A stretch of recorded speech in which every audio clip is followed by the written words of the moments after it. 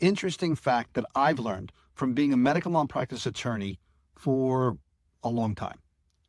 All the medical malpractice claims brought every year, only about 2% of those claims actually go to trial. Why is it that so few med mal cases go to trial? The reason, I believe, is because my firm and most firms who do this kind of work have to be very selective about the cases that they actually choose to take and to prosecute.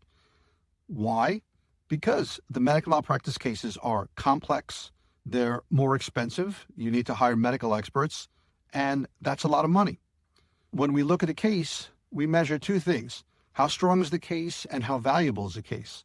So the first part, how strong is the case, means the mistake that we're claiming the doctor made, how obvious is that? How understandable is that to a jury?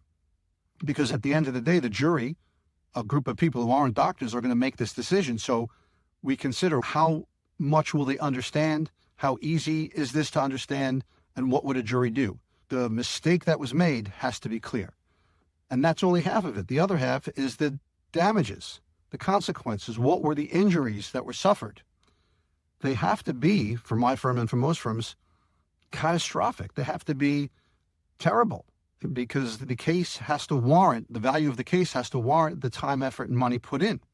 So what really happens is most people who are victims of malpractice, and sometimes it's very clear, but if they're not really hurt, or if it's not a permanent injury, if that element isn't there and the payout at the end and the consequence at the end isn't enough to justify for everybody, for the lawyer and the victim, if it's not enough to justify it, we just don't take the case. Since we're so selective in the cases and we take only good cases, what we think are good cases, that means that those cases are much more likely to settle before a trial.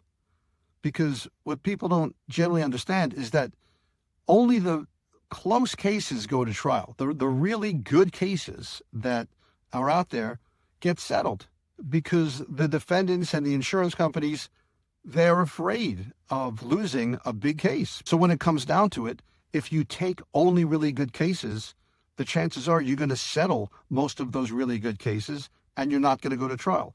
Borderline cases, the ones that aren't so valuable or where the mistakes aren't so clear, those are the ones that do go to trial. And most firms, because of the investment that has to be made, are reluctant to take those cases. So that's the big reason why only a very small percentage of medical malpractice cases actually go to trial. Pretty interesting.